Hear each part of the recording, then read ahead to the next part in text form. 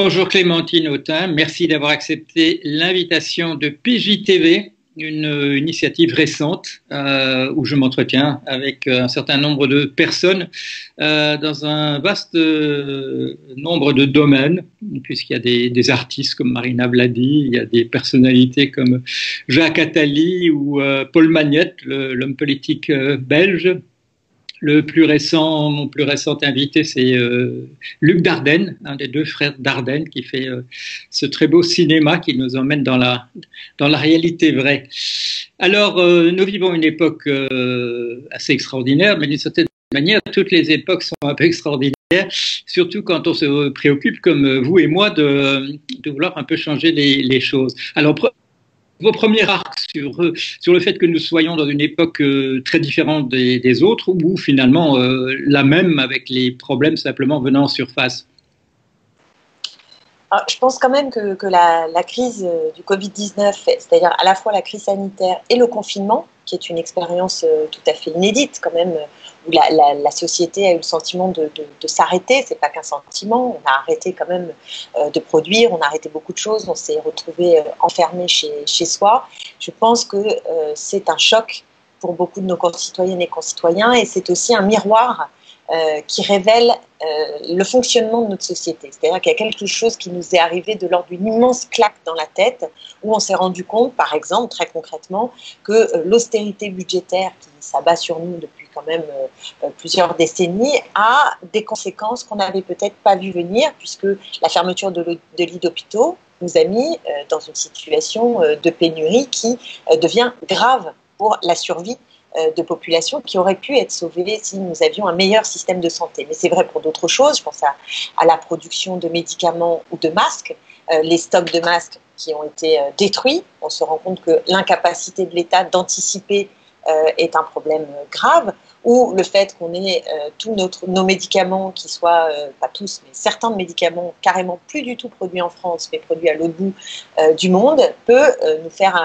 atteindre une pénurie qui est hallucinante dans un pays aussi riche que le nôtre. Donc je pense quand même que c'est un moment qui est un moment où on s'interroge sur le modèle de développement qui est le nôtre, le modèle économique. Alors évidemment, après, savoir ce qu'on en fait de cette réflexion, il y a plusieurs chemins qui vont s'ouvrir à nous et ça va être l'objet de la discussion. Mais je pense quand même que c'est à la fois une grande répétition par rapport aux crises climatiques qui sont devant nous, puisque c'est une première qui nous atteint dans notre chair, dans notre quotidien. Mais ça n'est qu'une première, et je ne sais pas si tout le monde se rend bien compte qu'il va y en avoir d'autres, mais je pense qu'on s'interroge en tout cas sur notre modèle.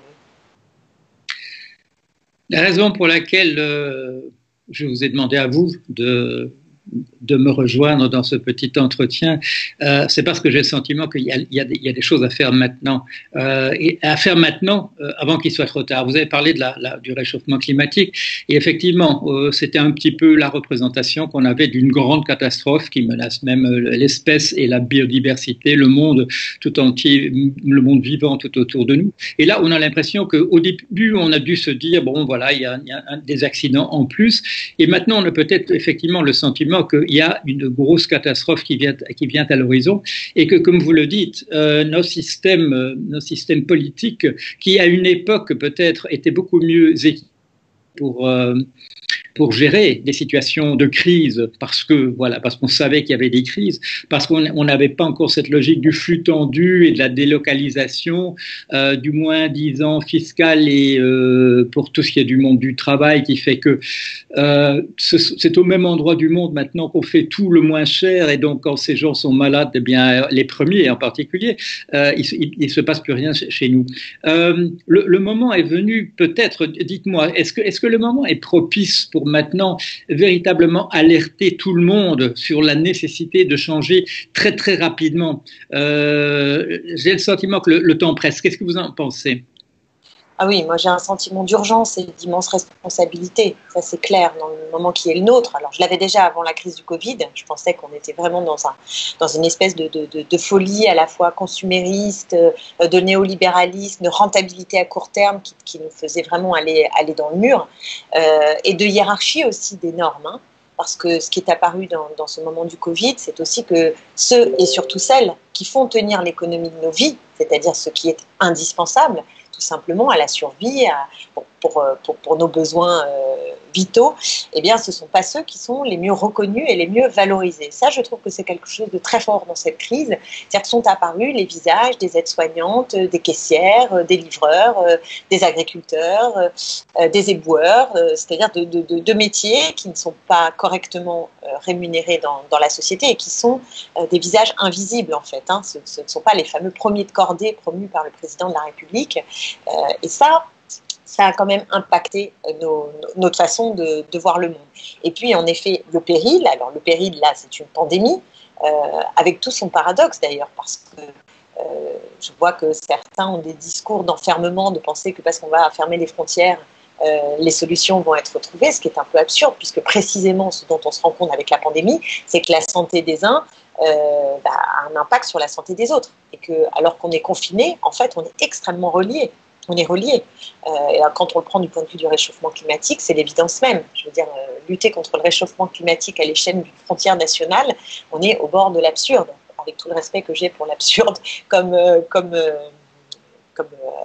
art, quoi. J'aime beaucoup. Donc j'utilise ce terme, mais j'aime mieux l'absurde que la folie qui nous conduit à ne pas comprendre que pour lutter contre le réchauffement climatique, il va bien falloir trouver des solutions qui sont des solutions à l'échelle aussi internationale. Donc la pandémie, de ce point de vue-là, elle révèle la fragilité, en effet, d'un monde qui se croyait tout puissant, et sans doute qu'il y avait dans les logiques néolibérales de rentabilité à court terme cette idée que on allait gagner, qu'on était les plus forts, qu'on est extrêmement puissants. Et là, on est mis à nu dans notre vulnérabilité.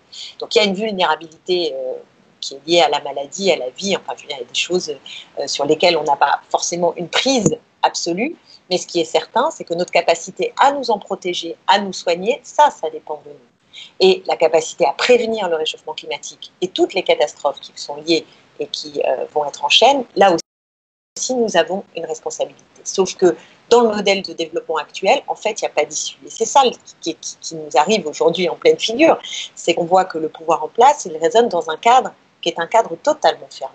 Il n'arrive pas. Il n'y a qu'à voir d'ailleurs le vote du budget rectificatif en pleine crise du coronavirus, où aucune coordonnée politique n'a bougé, puisque même le fait tout simplement de rétablir l'ISF pour récupérer 3 milliards d'euros chaque année, un peu plus même, ça a été impossible, la majorité ne l'a pas accepté, la majorité à l'Assemblée nationale, ou alors ces fameux 20 milliards qui ont été donnés à des grands groupes, à des grandes entreprises, sans absolument aucune contrepartie en matière environnementale et sociale, ou encore le fait que Macron ou Édouard Philippe ont le nez rivé, par exemple, pour sauver Air France ou sur l'automobile, mais n'ont pas idée que la relance de l'industrie en France doit passer par tout ce qui concerne l'isolation thermique, l'investissement dans toutes les écologies qui sont tous les modes de production d'énergie qui soient soutenables. Donc voilà, je pense que là, le gouvernement est totalement incapable, enfermé dans ces schémas,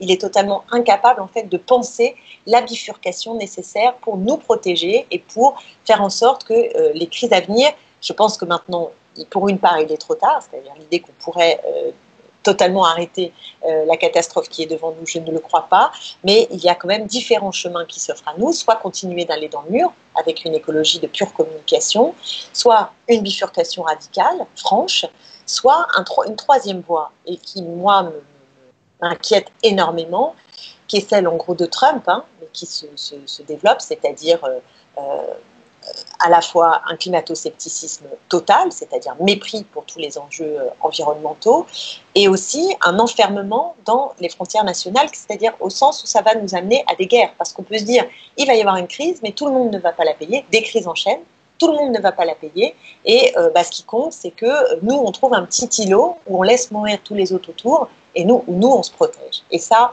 c'est un sens possible, enfin, je veux dire, c'est une option possible, elle est effrayante, absolument effrayante, parce que toutes les chaînes, tout le monde y perd en prime, mais elle est assez effrayante, et donc c'est à nous d'être à l'offensive pour dire que protéger les biens communs, inverser aussi la façon de penser. C'est-à-dire, bon, je ne vais rien vous apprendre à vous, mais le capitalisme, il a quand même créé un truc incroyable, c'est que on crée des besoins artificiels pour satisfaire l'appétit du capital.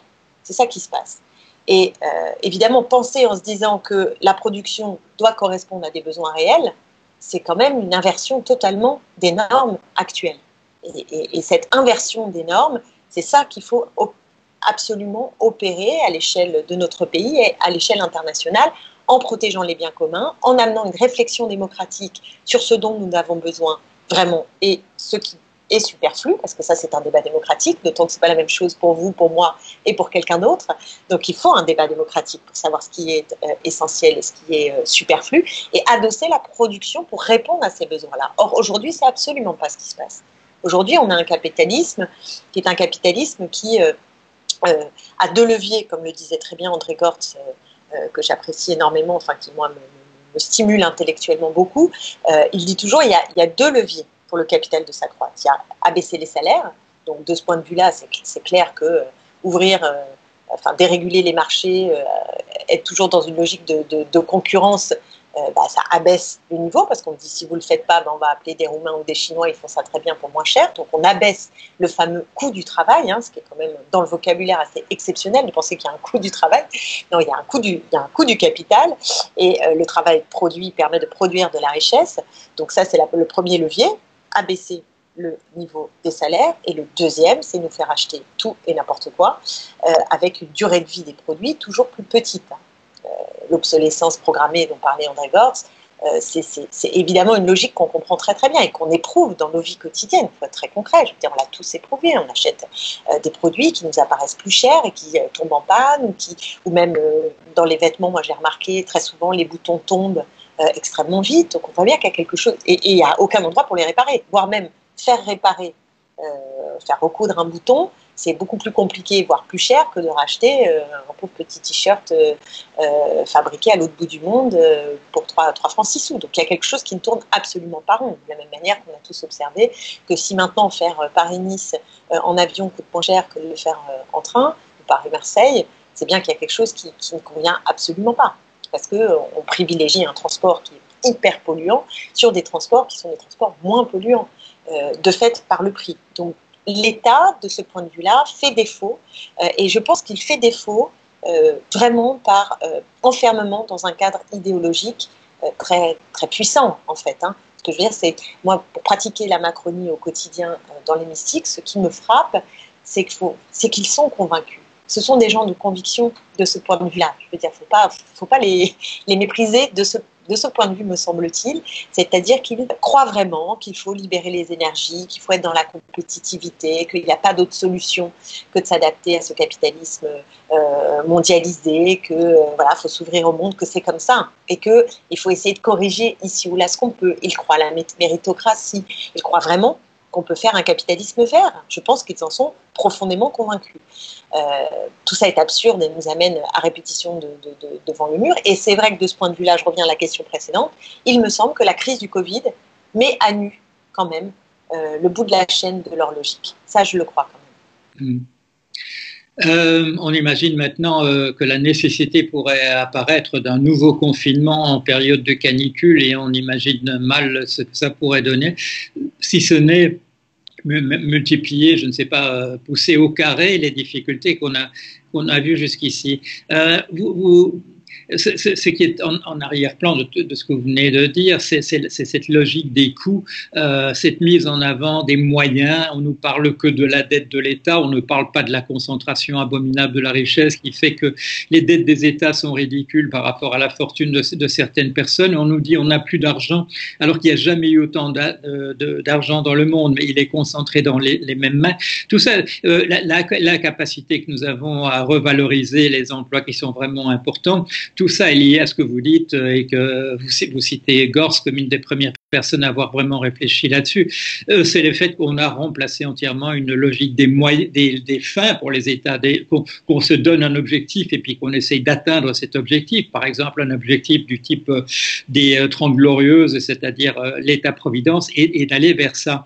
Et vous attirez aussi l'attention que c'est la logique du néolibéralisme, de l'ultralibéralisme, de se représenter à soi-même, non pas comme, comme une vision politique, mais comme étant la solution technique des problèmes. Il n'y a qu'une solution, Tina de Madame Thatcher.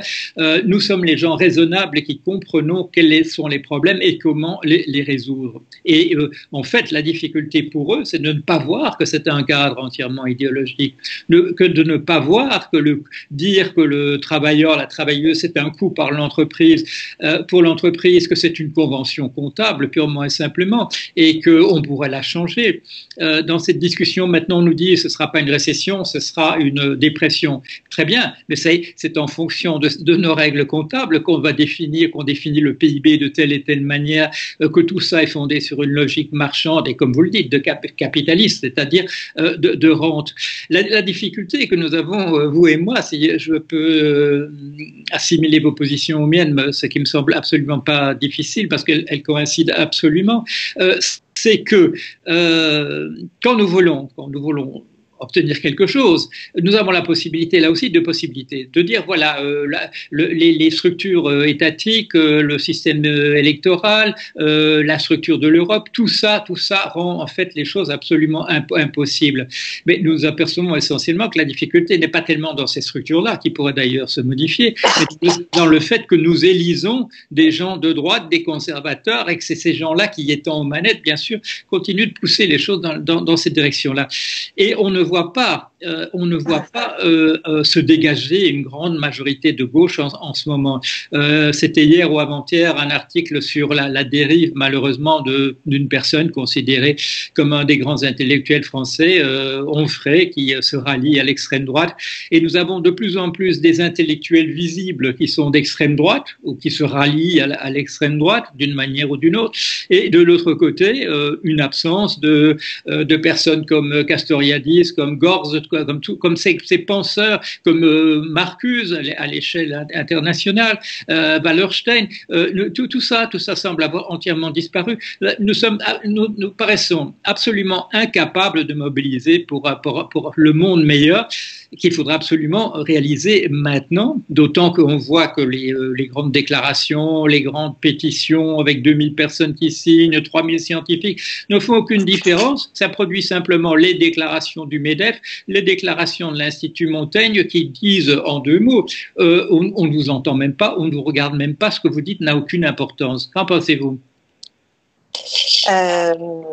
Oui, moi aussi je suis inquiète tout à fait comme vous du brin qui menace, pour dire les choses. Hein. Je veux dire d'une possibilité à court terme d'avoir une droite extrême qui arrive aux responsabilités. Bon, on n'y est pas, et sans doute qu'il y a une course de vitesse. C'est-à-dire que si le château de cartes du pouvoir en place, hein, qui est la Macronie, mais avant d'autres, c'est-à-dire de décennies de gouvernements qui se sont suivis et se sont tristement ressemblés, d'ailleurs au point que le mot gauche pose problème, parce qu'il pose problème pour ça. C'est quand vous avez des gouvernements alternativement de gauche, de droite, de gauche, de droite, et qui mènent des politiques sensiblement ressemblantes, on se retrouve devant un problème. Donc je pense qu'il y a à la fois ceux qui veulent perpétuer, voire accélérer ces recettes, et je pense que Macron peut, dans la crise, comme le dit Naomi Klein, profiter de la crise pour nous obliger à un nouveau choc néolibéral. C'est une option tout à fait possible, et quand on regarde les ordonnances qui sont prises en ce moment, on se rend compte que c'est plutôt le chemin emprunté, hein, en termes de dérégulation encore du Code du travail, notamment, je pense à ça. Donc ça, c'est ce chemin-là. Et si la majorité des Français n'est pas convaincue de continuer encore dans le même mur, alors il va y avoir une confrontation entre deux grandes visions du monde. La vision du monde dont vous avez parlé, c'est effrayant de voir Michel Onfray et d'autres aller utiliser d'ailleurs comme Alain Soral, c'est ça qui est extrêmement dangereux, c'est qu'avec des espèces d'ersatz de culture marxiste jouant sur une triangulation tout à fait inquiétante. Donc ça, moi, je suis très, très inquiète aussi parce que ce sont des coordonnées que l'on peut retrouver à l'échelle internationale. Je parlais de Trump, mais il y a évidemment Orban, il y a plein d'autres pays, et la France avec Marine Le Pen qui quand même reste extrêmement haut hein, dans les enquêtes d'opinion, pourrait, parce qu'ils ont une longueur d'avance, arriver aux responsabilités. Donc là, c'est à nous, parce que le nous, c'est qu'il y a quand même une troisième possibilité. C'est pas soit on continue d'aller dans le mur, soit on va vers un repli xénophobe, soit rien. Il y a quand même une troisième voie. Et ce qui me rend optimiste dans le moment, vous avez parlé des intellectuels, et ben moi j'ai l'impression qu'il y a un petit changement de ce point de vue. J'ai l'impression qu'il y a un petit changement.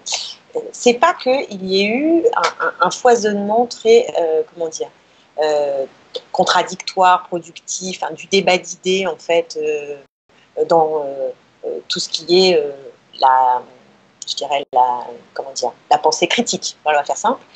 J'ai trouvé qu'il y avait beaucoup de convergence. C'est ça qui m'a frappé. C'est qu'au fond, il y avait beaucoup de monde qui disait en gros la même chose. En gros la même chose, et sans qu'on trouve des grands débats d'opposition frontale où on se dit oulala, là il y a deux chemins pour. Au contraire, il y a une grande convergence. Et je ne sais pas s'il y a des intellectuels comme ceux que vous avez cités, Wallerstein, tout ça, Castoriadis, c'est difficile toujours de le dire, puisque c'est a posteriori qu'on se rend compte aussi de ceux qui ont véritablement marqué. Donc on le saura plus tard. Mais moi, pendant un moment, je dirais dans les années 90-2000, 90 encore, il y avait 95, il y avait Bourdieu, il y a eu un moment un peu, je trouve, de réveil intellectuel. Et puis après, il m'a semblé que c'était beaucoup plus flottant, en fait. Et mon sentiment, du point de vue intellectuel, c'est qu'il y a en ce moment plutôt un camp qui est revigoré. Revigoré, y compris les noms me viennent très vite, tout de suite, de dire qui m'inspire. Je vais dire Bruno Latour, je trouve qu'il a marqué dans le moment.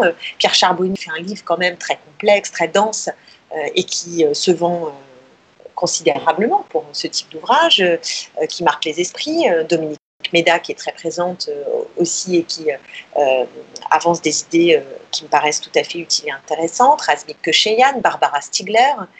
Ce que je veux dire, c'est que je prends les noms qui me viennent comme ça, sans doute je peux en oublier d'autres, mais je n'ai pas un sentiment de flottement ou de vide comme j'ai eu. Et il et elle avancent dans un sens assez commun. Et ce nouveau commun, c'est ce à quoi je crois, il articule justement le combat entre le néolibéralisme et les logiques du capital, et le consumérisme et le productivisme.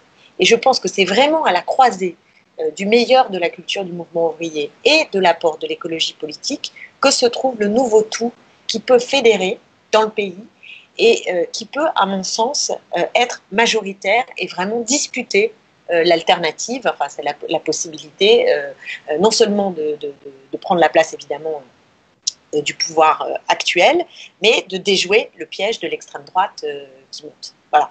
Et le problème maintenant, c'est que si on le sent sur le plan idéologique, intellectuel, si on le sent dans la société aussi, parce que c'est pas, on le sent. Je pense à des artistes, c'est pas rien quand il y a des artistes qui se mettent à prendre des positions. C'est assez intéressant de voir. Qu'est-ce que j'ai vu cette comédienne Emmanuelle DeVos. Qui a fait la DER de Libé et qui a dit qu'elle n'en pouvait plus de consommer. Mais c'était beau et fort ce qu'elle racontait. Ou même quand on voit Vincent Lindon, qui autrefois appelé à voter Bayrou, et qui là propose une taxe sur Valjean, quelque chose est en train de se passer. Et souvent, quand ça se passe dans le monde intellectuel et culturel, c'est pas déconnecté de ce qui se passe dans la société elle-même, contrairement à ce que pensent certains. Qui disent mais on s'en fout des intellectuels, ce qui compte c'est le vrai peuple. En réalité, il y a un va-et-vient. Et dans le mouvement de la société, ce qui est frappant, c'est que si on ne s'est pas complètement écroulé, c'est quand même parce qu'il y avait un professionnalisme, un sérieux de tous ceux qui étaient, et celles, puisque c'était surtout celles qui étaient au front, et puis un élan de bénévolat, de mise en commun. Enfin, moi je vois dans la circonscription que je représente, c'est impressionnant. C'est des gens qui tous les jours se retrouvent avec leur machine pour faire des masques. Voilà, gratuitement, juste pour être ensemble et se rendre utile dans ce moment difficile. Donc cet élan de mise en commun, de générosité, d'intelligence collective, je pense que c'est pas rien. Alors tout ça peut s'écrouler si on n'est pas capable de le cristalliser et de formaliser une proposition pour que les gens puissent voir. Alors, si on est complètement atomisé sur le plan politique et qu'on ne se coordonne pas avec ce qui se passe sur le plan social, évidemment, on laisse le boulevard à l'extrême droite. Et c'est pour ça que je parlais de gravité et d'urgence de la situation. Parce que ça va s'accélérer, je pense que ça s'accélère dans nos têtes. Chacune en a fait l'expérience. Je veux dire, être enfermé chez soi pendant 2 mois, ou aller travailler, mais dans des conditions hyper difficiles, avec des rues lugubres, voilà, sortir là avec des gens qui ont des masques, je veux dire, tout le monde se pose des questions. C'est bien normal. Les gens se sont aussi posé des questions sur le sens de leur travail. D'un seul coup, ils sont arrêtés, ils se disent, mais qu'est-ce que je faisais au travail? Quel était le sens de ce que je fabriquais? J'ai passé mes samedis après-midi au centre commercial, au fond, est-ce que vraiment c'est ça qui me manque? Je raisonne, voilà. Mais je pense que plein de gens se sont posé des questions de cette nature. Alors soyons pratiques, formalisons, coordonnons et en nous disant que, comme on disait tout à l'heure, que le temps presse, que les grandes pétitions c'est sympathique, c'est bien que les artistes se mettent à réfléchir, qu'on soit peut-être même tous là, mais comme vous l'avez dit aussi, il ne suffit pas que nous sachions ce qu'il faudrait faire, il faut aussi que d'une certaine manière nous accédions, ou les idées que nous défendons accèdent au niveau de la prise de décision et que ces choses-là soient faites. Et comme on l'a déjà dit tout à l'heure, il y a en face, il y a deux choses. Il y a cette technocratie qui imagine que les problèmes sont techniques et qu'elle sait comment les résoudre, et qui est particulièrement, je dirais, peu susceptible d'être sensible aux faits, puisqu'il y a un dogme, il y a une doxa de comment on fait les choses, et voilà, ce sont des procédures. On a mis entre parenthèses, c'est quand même depuis les années 70 qu'on a mis entre parenthèses l'idée qu'une société se donne des objectifs et essaie de les réaliser. Donc, il y a beaucoup de travail à faire. Et d'autre part, il y a une pensée de la non-pensée, c'est-à-dire du complot, de la conspiration, qui n'a pas su faire le deuil des dieux disparus et qui remplace ces dieux par des démons. Et ces démons, il faut leur donner un visage, donc ce sont les un tel ou les une telle. Donc, il y a par rapport à ce que nous disons, et réjouissons-nous de ces convergences d'un certain nombre de personnes, mais il y a en face deux gros blocs qui sont quand même dangereux, et comme on le disait tout à l'heure, on voit des intellectuels encore se rallier à un de ces deux blocs, et si ça se trouve, il y en a peut-être encore qui se rallient de nos jours au néolibéralisme en se disant peut-être que c'est la seule solution. Alors, comment passe-t-on le plus rapidement possible, parce qu'il y a comme une niche, une fenêtre d'opportunité qui se présente, qui est le désarroi de ceux qui croyaient avoir les solutions. Donc il faut aller vite, donc il faut formaliser rapidement, il faut coordonner rapidement. Qu'est-ce qu'on peut faire? Qu'est-ce que je peux faire demain pour qu'on aille plus vite? Bonne question. C'est vrai que dans le champ politique, pour l'instant, il y a beaucoup de contradictions, les rapprochements sont en train de s'esquisser, pour une part, hein, on l'a vu, mais il y a des tentations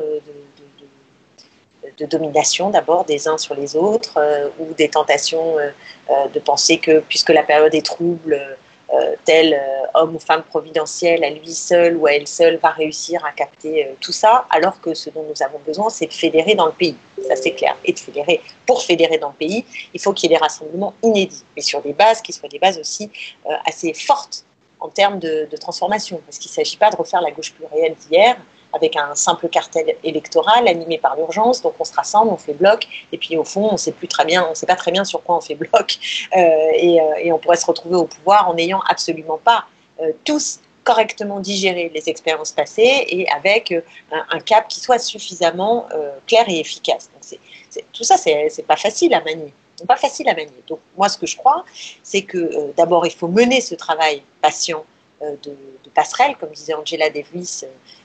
Les murs renversés deviennent des ponts. J'aime beaucoup cette phrase et je pense qu'on a besoin de faire ça dans ce moment, de chercher à renverser les murs qui peuvent exister entre des courants, des traditions, des forces politiques qui jusqu'ici ne travaillaient pas ensemble mais qui vont devoir le faire, et que ce qui peut pousser, c'est le fait que ça s'organise dans la société, c'est-à-dire que ça monte comme exigence. Vous ne pouvez pas, c'est pas possible de continuer comme ça. C'est pas possible que la crise du Covid ne bouge pas le champ politique à gauche et ne permette pas d'imaginer des solutions nouvelles et un cadre politique. Moi, je parle d'archipel, non politique, parce que je pense que ce qu'on a à construire, c'est pas un bloc homogène. Vous voyez ce que je veux dire? Quelque chose où tout le monde est au garde à vous et d'un seul coup, on efface les histoires. Je pense qu'au contraire, parfois même, les différentes cultures politiques qui se confrontent c'est une richesse potentielle pour dessiner un chemin pertinent dans le moment. Et l'archipel, c'est à la fois du commun, donc il faut un sens commun, il faut savoir où on va ensemble, et en même temps, il faut que chacun puisse vivre à l'intérieur. Donc moi, c'est ce que j'appelle de mes voeux, c'est ce que j'essaye de construire avec d'autres au quotidien. Il y a plein d'embûches, mais la solution, elle viendra, elle sera possible si on sent dans la société une poussée. Alors, comment elle se manifeste, comment on fait, ça, c'est pas toujours simple. Ça se va jouer à l'échelle des territoires, c'est-à-dire comment les gens vont prendre en main et décider de faire pression, d'investir des cadres politiques de rassemblement, de pousser, en fait, et que ça se lise dans les enquêtes d'opinion où on voit que l'aspiration est à dégager cette voie nouvelle, sociale et écologiste. Voilà. Est-ce qu'on va y arriver à temps? C'est toujours impossible de le dire. Est-ce qu'on doit y arriver à temps? Ça, c'est absolument certain.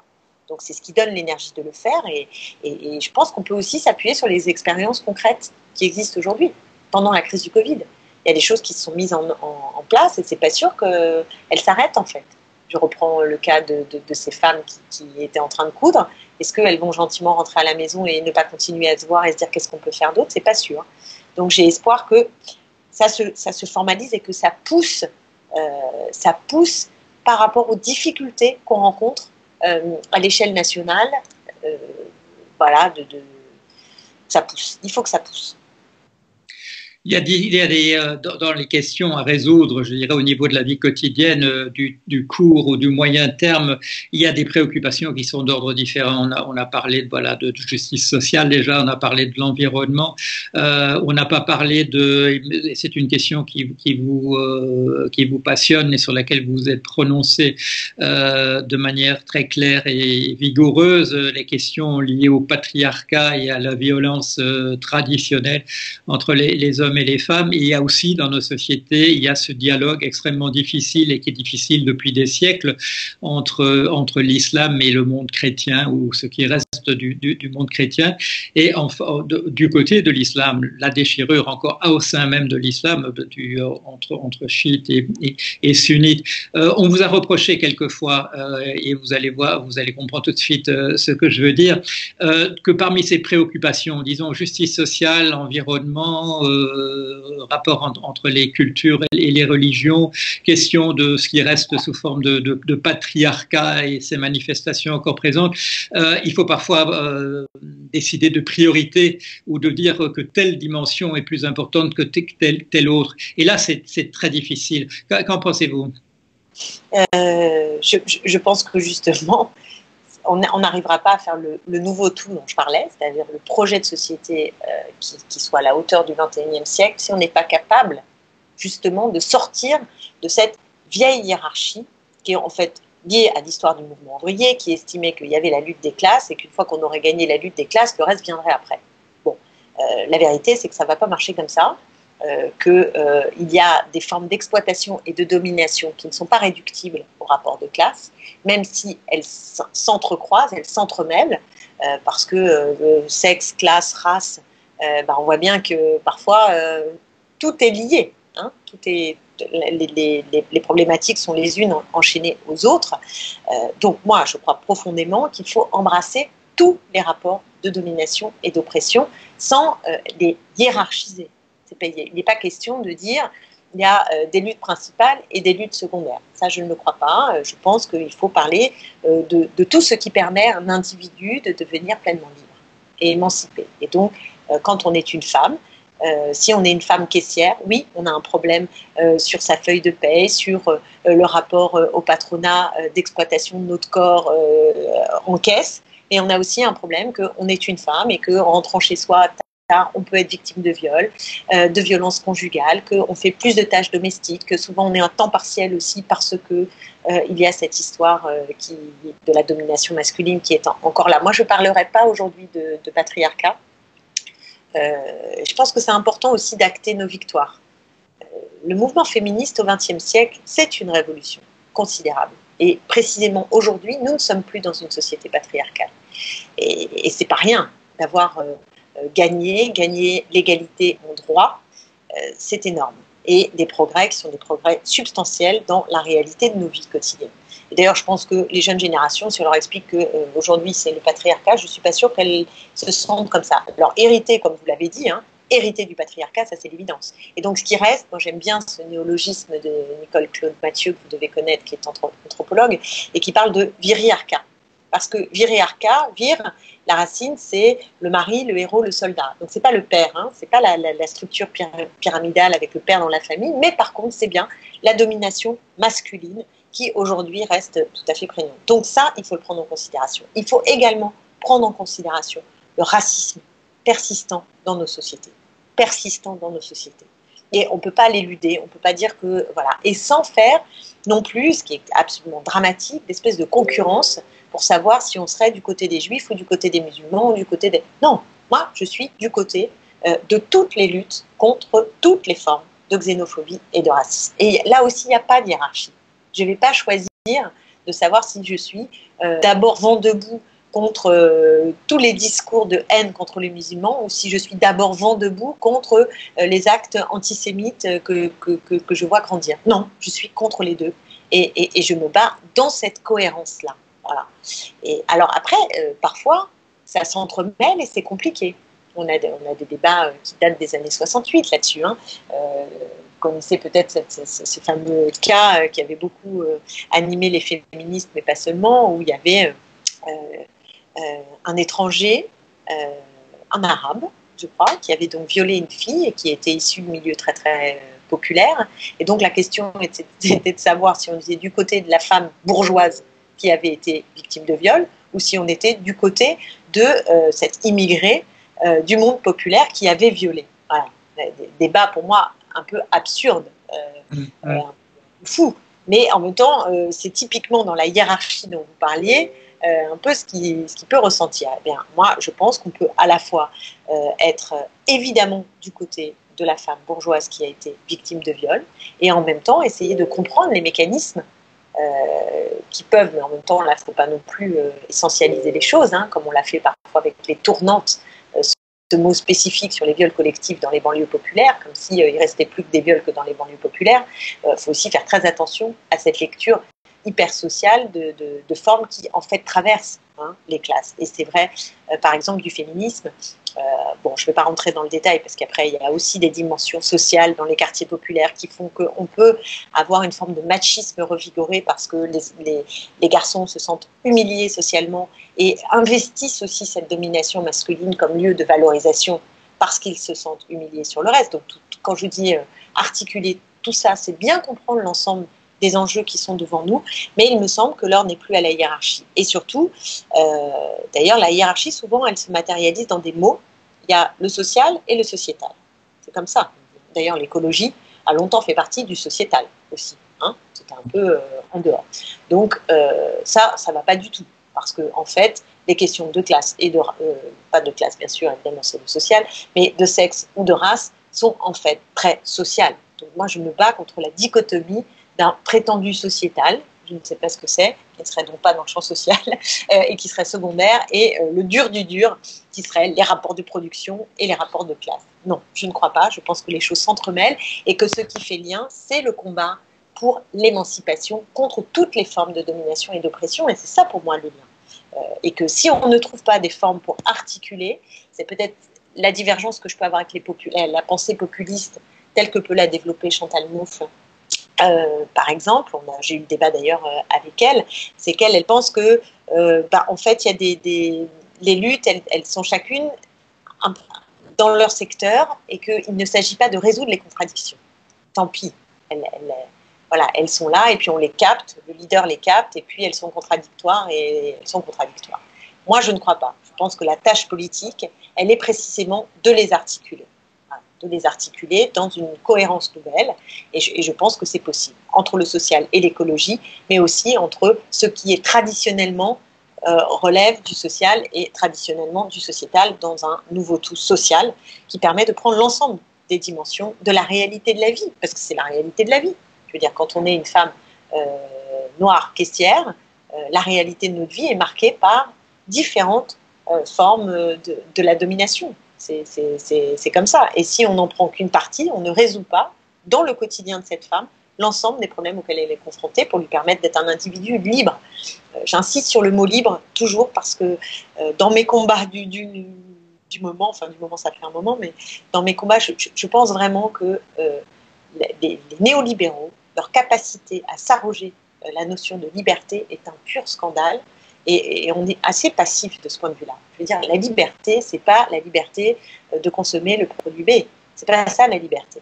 La liberté, je m'en fais quand même une opinion que quand même un peu un autre relief, quoi, hein. Il s'agit d'émancipation, il s'agit de capacité à faire des choix, etc. Et de ce point de vue-là, les mots, il y a quelque chose qui ne va pas, parce que dans libéralisme, on entend liberté. Et y compris nous, quand on s'appelait anti-libéraux, il y a une époque où on s'appelait anti-libéraux, moi je me faisais des fois arrêter dans la rue par des gens qui me disaient « mais je ne comprends pas pourquoi vous n'aimez pas la liberté ». Et ça m'avait absolument... J'étais malheureuse comme la pierre, parce que pour moi, la question de la liberté est fondamentale et nous devrions l'apporter avec force, surtout dans un moment où on voit que néolibéralisme et autoritarisme font bon ménage. En fait, on le sait depuis Thatcher, mais ça fait vraiment bon ménage. Et si on voit de l'autre côté l'extrême droite qui pointe, on se dit que décidément, si nous, on ne se prend pas la question de la liberté, mais qui va le faire? Mais qui va le faire?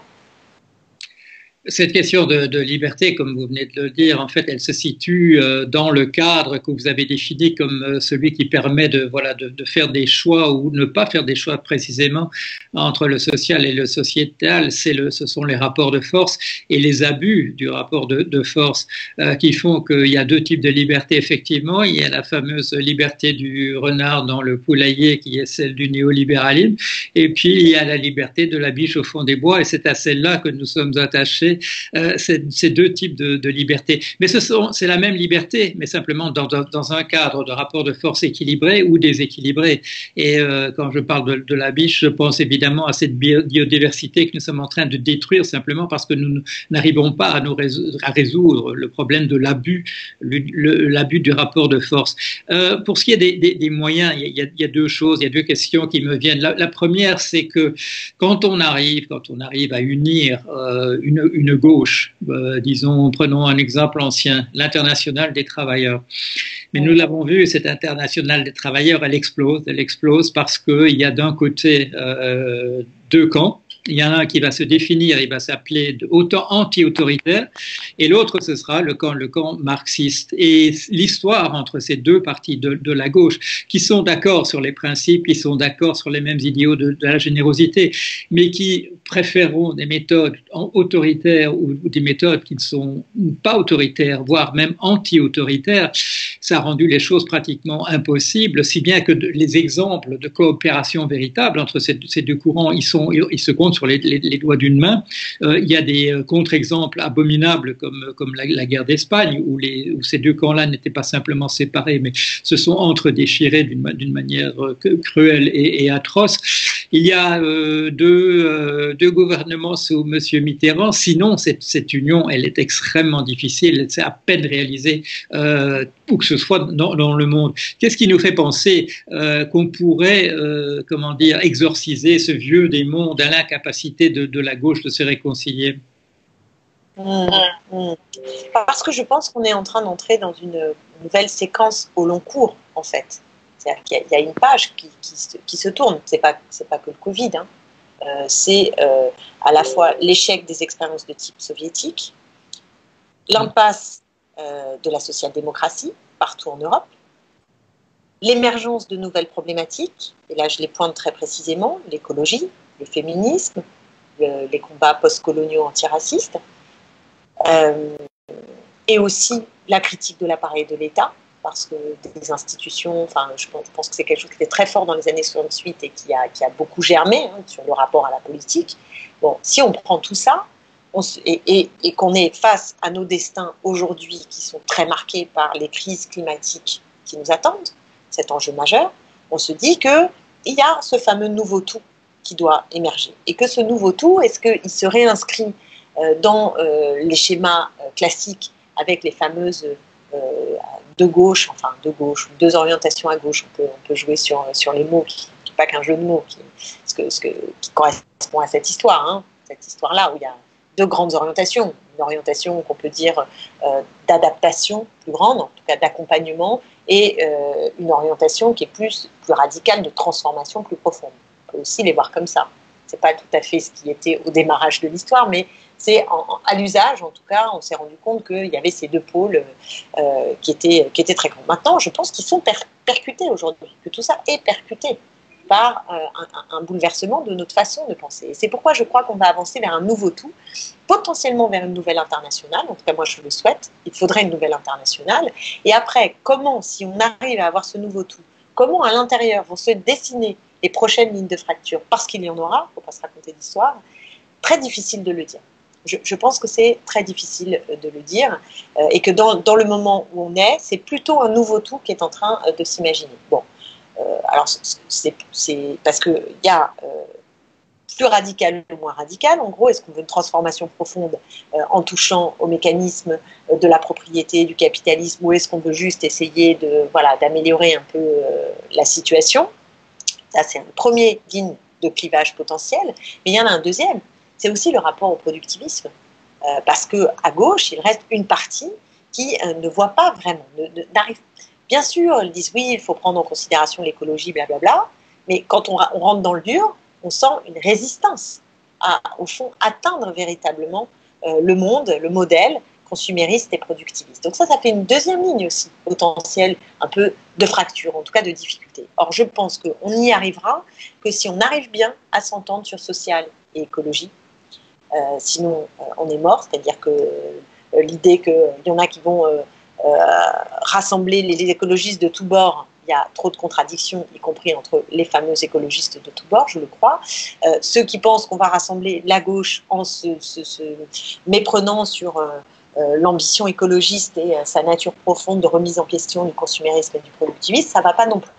Ça fait beaucoup de choses. Donc, pour se rassembler, il faut arriver à trouver quel est le cœur, la polarité, et je pense qu'elle se trouve dans une transformation profonde qui allie le social et l'écologie. C'est ça le ciment potentiel qui nous permet de rassembler pas simplement entre les forces existantes, mais de rassembler dans le pays. C'est dans le pays et au-delà. C'est ça le projet novateur, le projet à la hauteur des défis du XXIe siècle. Et je pense que c'est vraiment un travail de refondation. Moi, j'ai le sentiment qu'on est dans une période de refondation immense, qui ressemble plus à ce qu'on a fait au début du XXe siècle, comme type d'étape, avec, y compris avant la création de la SFIO, c'était quand même sacrément morcelé, sacrément éparpillé, avant de créer un socle, qui était un socle fort, qui permet d'imaginer ce que c'était que cette gauche du XXIe siècle, puis ensuite elle se divise en effet à l'épreuve de l'histoire, mais il y a eu un moment qui était un moment fondateur de mise en commun autour d'un corpus idéologique assez fort. Et je crois qu'on est dans ce moment. Je crois qu'on est dans ce moment où se cherche ce nouveau tout. Et il est en train de se trouver. Je reviens aux intellectuels et au caractère assez redondant des prises de position. Je dirais que c'était ça qui était intéressant dans le moment du Covid. On aurait pu imaginer des choses. Et en fait, on regarde les mots, on regarde le cœur de ce que racontent les uns et les autres, et on se dit, mais là, il y a du commun. Là, il y a un récit commun qui est en train de se mettre en place, je crois. Sur le plan des méthodes, vous êtes non seulement une parlementaire, mais vous êtes une parlementaire tout particulièrement consciencieuse. Vous prenez ce métier vraiment au sérieux. Est-ce qu'il est possible d'obtenir ce dont nous parlons là uniquement par ce type d'action, ou bien faut-il, comme de manière traditionnelle, compléter ça par les pétitions, les manifestations, les moyens que donnent maintenant les réseaux sociaux, ou faut-il même à l'occasion se tourner vers la désobéissance civile, comme le préconise par exemple un mouvement maintenant comme Extinction Rebellion? Comment est-ce qu'on combine tout ça? Est-ce que ça peut se faire indépendamment, ou est-ce qu'il faut faire tout ça ensemble? Je pense qu'on peut faire tout ça ensemble. Moi, je ne crois pas du tout aux solutions uniquement parlementaires ou uniquement dans les urnes. Ça, je ne crois pas du tout à ça. Et y combiner l'idée de dire, bon, maintenant, chacun rentre chez soi, vous inquiétez pas, on s'occupe de tout, ça ne marche pas du tout. Ça marche pas du tout. Donc, pour mener à bien la transformation, il faut un peuple conscient et actif, et donc mobilisé. Ça, c'est absolument essentiel. Et je pense qu'on peut combiner les batailles qu'on a menées, moi, celle que j'ai menée récemment dans le groupe de la France Insoumise, avec mes collègues, et pas seulement, puisqu'on était avec les communistes, et pour le coup aussi des socialistes, même si on n'était pas d'accord sur tout, mais qui en tout cas étaient clairement dans l'opposition à cette occasion-là, on s'est retrouvés à mener pied à pied la bataille contre la réforme des retraites, enfin, la réforme, si on peut dire. En tout cas, le projet de loi du gouvernement sur les retraites, et on l'a fait pied à pied. D'ailleurs, c'était très intéressant de voir comment maintenant, avec la visioconférence, les gens suivent. Moi, ça m'a fasciné. C'est-à-dire que il y a un appétit aussi de suivre le débat, de regarder ce que font nos parlementaires, etc. Ça donne de l'énergie, mais ça ne suffit pas du tout. Ça suffit pas du tout. Donc, il faut qu'il y ait des mobilisations sociales d'ampleur, sous forme de manifestations, ou des coups d'éclat, ce qui correspond peut-être davantage à l'époque, comme c'est le faire Extinction Rébellion à des moments, sur des enjeux écologistes. Mais on peut le faire sur plein d'autres sujets, bien sûr, parce que c'est ce qui permet d'interpeller, c'est ce qui permet de clasher, comme on dit, dans le moment, aussi de donner à voir d'autres imaginaires, et ça c'est très important. À propos d'imaginaire, à la technique, à la régie, en ce moment, il y a Vincent Burnand-Galpin qui s'occupe de l'aspect technique de notre émission. Nous venons de publier un livre ensemble, Comment sauver le genre humain, et nous confrontions nos points de vue. Nous avons exactement en âge une différence d'un demi-siècle exactement, et nous en parlions, je crois que c'était hier, de deux utopies, ou de deux topies en tout cas. Quand moi j'étais gosse, quand j'avais 8 ans, on nous parlait de l'an 2000, et l'an 2000 c'était le paradis terrestre, il y aurait des robots qui feraient tout à notre place, on se promènerait tout le temps dans des paysages qu'on n'imaginait pas pollués, au contraire, ils seraient dépollués, et la richesse serait partagée. C'est pas comme ça que ça s'est passé, et maintenant quand Vincent, lui, réfléchit à un horizon de ce type-là, c'est 2050, c'est-à-dire un horizon de catastrophe écologique, de disparition éventuelle de toute la biodiversité, nous y compris. Comment peut-on se donner véritablement, et surtout, je dirais, les enfants, les jeunes, à qui nous laissons, pas par inertie, pas par négligence, parce que nous n'avons pas pu faire autrement, un monde qui est un monde en dégradation avancée, si ce n'est même en effondrement. Comment se redonner, comment voir à nouveau une lumière au bout du tunnel? En tout cas, moi, l'interrogation que j'ai par rapport à cette différence, y compris, c'est est-ce que la théorie de l'effondrement, je ne la discute pas forcément là, à cet instant, mais est-ce qu'elle est de nature à mobiliser? C'est-à-dire que si on pense que tout va s'effondrer, est-ce que ça ne crée pas sauf qui peut, d'une certaine manière? Bon, puisque tout va s'effondrer, j'essaie de, moi, aller faire en sorte que ma vie, à mon échelle, se passe le mieux possible, et puis tant pis, de toute façon, ça va s'effondrer. Moi, c'est l'inquiétude que j'ai par rapport à cette théorie de l'effondrement, et je vois à quel point dans les jeunes générations, ce pessimisme, cette lucidité, pour une part aussi, des dangers qui sont devant nous, c'est très fort, très prégnant, mais je suis inquiète, en fait, de ce que ça peut produire. J'ai le sentiment, mais peut-être que je me trompe, il faut le discuter, que c'est l'espérance qui est motrice. C'est-à-dire que je ne connais pas dans l'histoire de moments où on a réussi à renverser la donne sans être mu, évidemment, par la faim, par exemple, par des urgences concrètes, immédiates, populaires, mais qui étaient toujours adossées quand même à une espérance, que ça pouvait être mieux, et de vision d'un chemin, de lendemain qui chante d'une certaine manière. Et donc là, c'est ça un peu la contradiction du moment. C'est que je vois des jeunes en même temps mobilisés autour de ces théories de l'effondrement, donc ils sont bien mobilisés alors qu'ils s'adossent à des théories de l'effondrement. Et je ne sais pas si à échelle de masse, cette idée d'effondrement et cette écologie qui est une écologie un peu noire, quoi. On ne ressent pas qu'est-ce qui va être plus joyeux dans le monde d'après, comment on s'y prend pour éviter la catastrophe. Bon, je ne sais pas si c'est si mobilisateur. Et c'est un défi collectif qu'on a. Mais mon intuition, c'est qu'il faut qu'on arrive à la fois à allier cette lucidité de la théorie de l'effondrement à une espérance qu'on peut déjouer la chose, et qu'on a des voies qui nous permettent d'envisager une vie joyeuse, quelque chose de joyeux. Enfin, la lutte, elle doit être joyeuse, je pense, pour être contagieuse, en fait.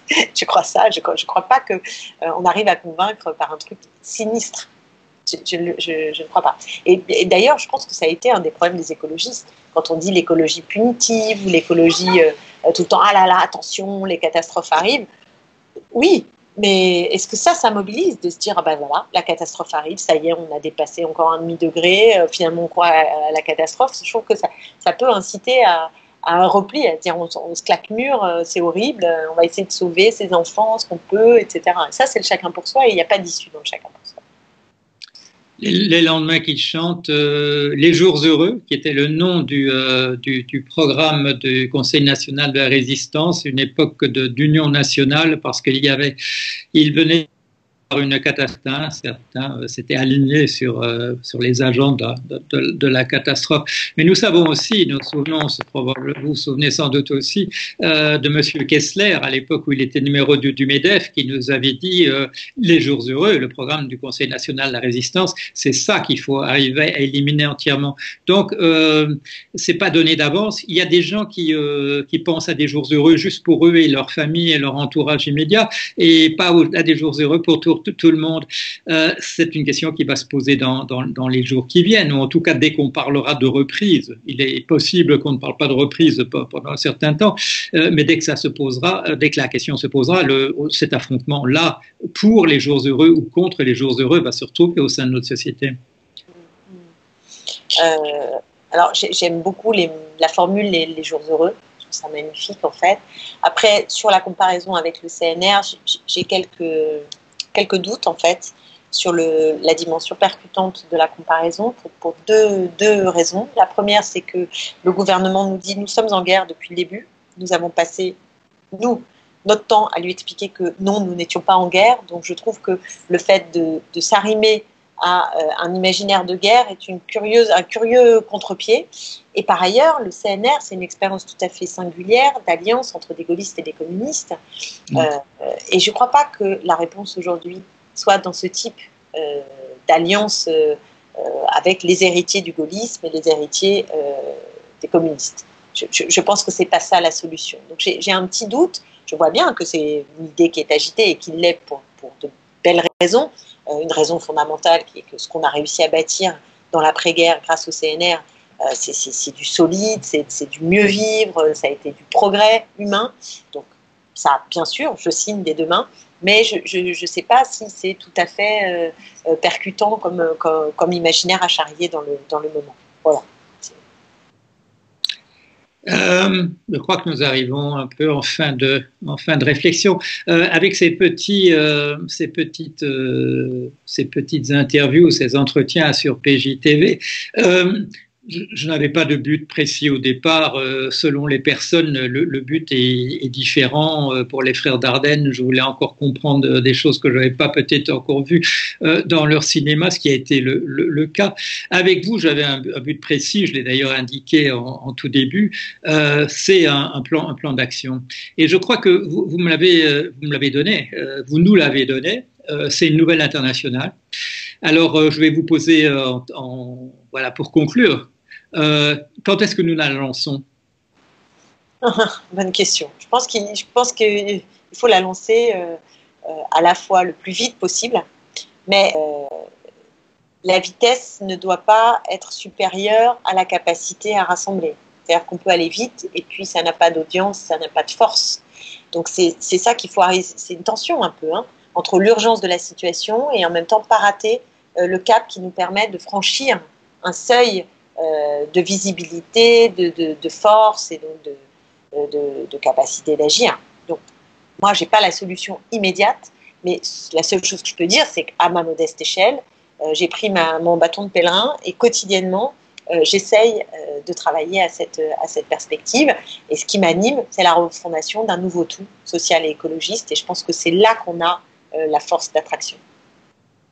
Et si nous la lancions quand même maintenant, à cet instant même? À cet instant, allons-y. C'est-à-dire qu'à 3, avec je ne sais pas combien de personnes nous regardent, pourquoi pas? Mais est-ce que ça va suffire à convaincre largement? Parce qu'il y a eu déjà des expériences qui ont été menées. Il y a le projet éco-socialiste. Alors moi, je ne me reconnais pas dans le terme socialiste, mais quand on regarde ce qu'il y a à l'intérieur, ça peut être tout à fait intéressant. Il y a des expériences qui sont menées comme ça. Donc, faut que ça se passe à haut niveau quand même, hein, pour que ça ait une prise. Mais le terme est à reprendre, le terme international, d'autant que Front Populaire vient de nous être volé par l'extrême droite. Je serais d'avis qu'on relance l'idée d'une internationale. Le mot a une puissance, même si, bien sûr, c'est une organisation qui a fini par s'effondrer. Il y a des chansons, il y a toute une culture autour de ça. Et c'est une culture qui vient d'un bel endroit, l'endroit voilà, de la lucidité, de la générosité, d'un combat, mais qui vaut la peine d'être vécu. À l'époque, c'était essentiellement un combat de justice sociale. Maintenant, nous avons le combat de la survie de l'espèce. Nous allons terminer sur cette note-là, mais on pourrait peut-être en reparler par ailleurs de l'idée de lancer véritablement un mouvement. Voilà, on va peut-être pas le faire à l'instant même, mais l'idée est là et le projet existe dorénavant. Merci Clémentine Autain. Merci à vous. C'est très volontiers que nous avons reçu. L'émission sera mise en première sur YouTube. Ce sera vendredi à 18h. Voilà. Okay. D'accord, très bien. Merci beaucoup. Merci à vous. Merci à vous. À bientôt. Au revoir. Au revoir, à bientôt.